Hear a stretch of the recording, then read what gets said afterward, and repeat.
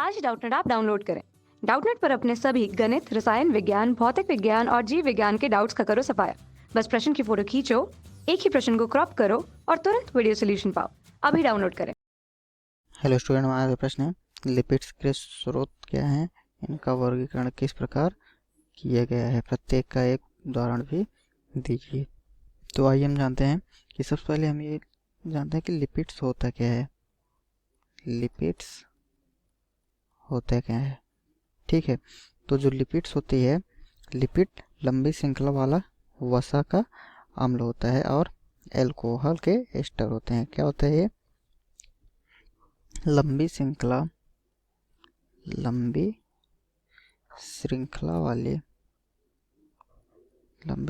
वाले वसा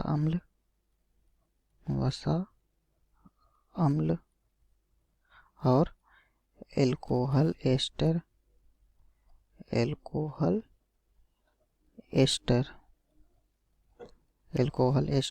होते हैं, ठीक है।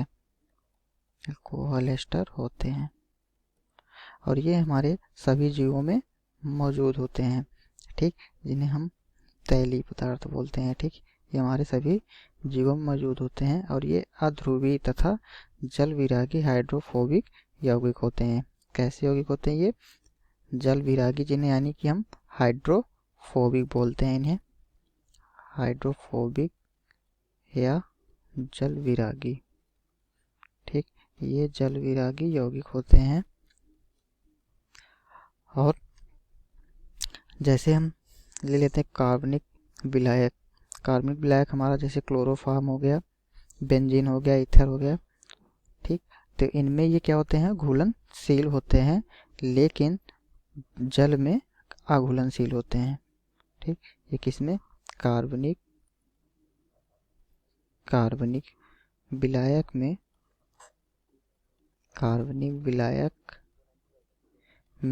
घुलनशील होते हैं,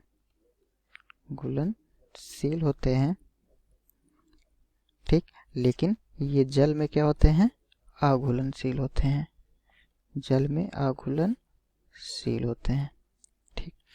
तो और हम इनके बारे में जानते हैं कि जो लिपिड्स होते हैं वो कार्बन के, हाइड्रोजन के और ऑक्सीजन के द्वारा बने होते हैं। कार्बन, हाइड्रोजन और ऑक्सीजन के द्वारा बने होते हैं। और जो कुछ लिपिड ऐसे भी होते हैं जो फास्फोरस, नाइट्रोजन और सल्फर में भी मौजूद होते हैं, ठीक। और जो लिपिड्स होते हैं प्रोटीन तथा कार्बोहाइड्रेट की तरह यह बहुलक नहीं बनाते हैं, ठीक है। और लिपिड का जो सामान्य सूत्र होता है वो होता है वहाँ CH3 CH2 का होल एन COOH। ये हमारा लिपिड्स का सामान्य सूत्र होता है, ठीक। जहाँ यहाँ पे n बराबर क्या होती है? n एक पूर्ण संख्या है। क्या है यहाँ पे? n एक पूर्ण संख्या है, ठीक। तो हमारे यहाँ पे क्वेश्चन में दिया हुआ है इनका वर्गीकरण किस प्रकार किया जाता है। तो आइए हम देखते हैं कि लिपिड्स का वर्गीकरण किस प्रकार किया जाता है। लिपिड्स का वर्गीकरण, ठीक है। तो लिपिड्स को, वैसे तो लिपिड्स बहुत सारे होते हैं, लेकिन हम इनको मुख्य रूप से 4 समूहों में विभाजित करते हैं। कितने? इन्हें हम 4 समूहों में विभाजित करते हैं। पहला हमारा होता है सरल वसा, यानी कि इन्हें हम सिंपल लिपिड बोलते हैं। क्या बोलते हैं? Simple lipid. और दूसरा हमारा है संयुक्त वसा, कंबाइंड लिपिड, संयुक्त वसा। और तीसरा हमारा है व्युत्पन्न वसा यानी कि डिराइव्ड लिपिड। और चौथा हमारा है जटिल वसा, कॉम्प्लेक्स लिपिड, जटिल वसा।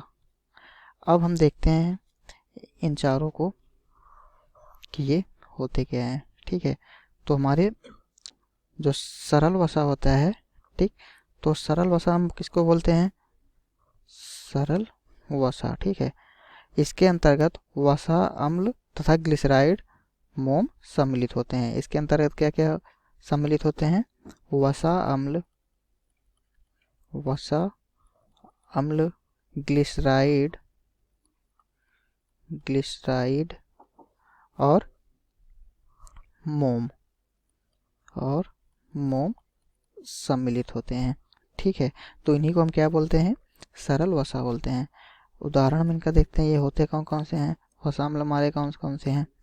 तो वसा अम्ल जो होते हैं वो होते हैं लोरिक अम्ल, क्या हो गए? लोरिक अम्ल, पाल्मिटिक अम्ल,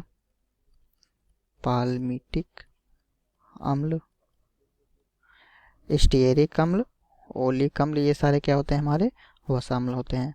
अब हम सेकंड हमारा क्या है? संयुक्त वसा। तो संयुक्त वसा हमारा क्या होता है? इसको हम देखते हैं। संयुक्त वसा इसको हम इंग्लिश में क्या बोलते हैं? कंबाइंड लिपिड या कंपाउंड लिपिड बोलते हैं। ठीक है, तो इसके अंतर्गत हमारा जो है, इसके अंतर्गत फास्फोलिपिड्स,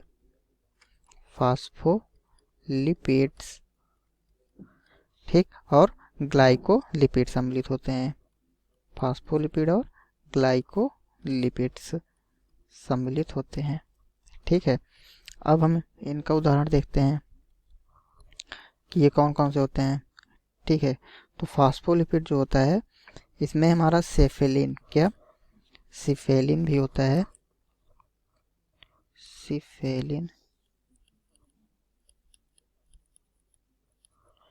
ठीक है, और ये हमारे तंत्रिका तंत्र, ऊतक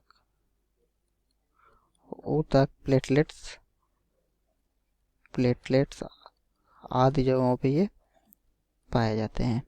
ठीक है, अब हमारा तीसरा है व्युत्पन्न वसा, यानी कि डिराइव्ड लिपिड्स। व्युत्पन्न वसा क्या है? ठीक, तो आइए हम देखते हैं व्युत्पन्न वसा। तो व्युत्पन्न वसा के अंतर्गत हमारा क्या क्या पाया जाता है? इसके अंतर्गत स्टेरॉइड,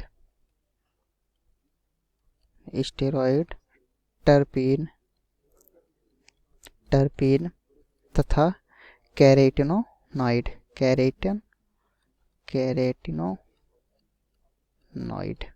ठीक, तो आदि इसमें जो है सम्मिलित होते हैं। जैसे कि हम देखते हैं कि हमारा जो कोलेस्ट्रॉल होता है, ठीक है, पहले हम देखते हैं स्टेरॉइड जो होता है, स्टेरॉइड इसमें पित्त, लवण और हार्मोन्स आदि में ये शामिल होते हैं। और जो हमारा कोलेस्ट्रॉल होता है, ठीक है, तो कोलेस्ट्रॉल जो होता है ये जीवों में जो कि पानी में अघुलनशील होता है। ठीक, तो कोलेस्ट्रॉल के सर्वाधिक जो सुसज्जित सूक्ष्म अणु होते हैं उन्हें टेस्टोस्टेरोन, प्रोजेस्टेरोन, कोर्टिसोल और एल्डोस्टेरोन जैसे कई हार्मोन कोलेस्ट्रॉल में ये पाए जाते हैं। ठीक है, और अब हमारा है चौथा, देखते हैं जटिल वसा। तो जटिल वसा क्या होता है? जटिल वसा, तो जटिल वसा में क्या हमारे सम्मिलित होते हैं? इसमें लिपोप्रोटीन,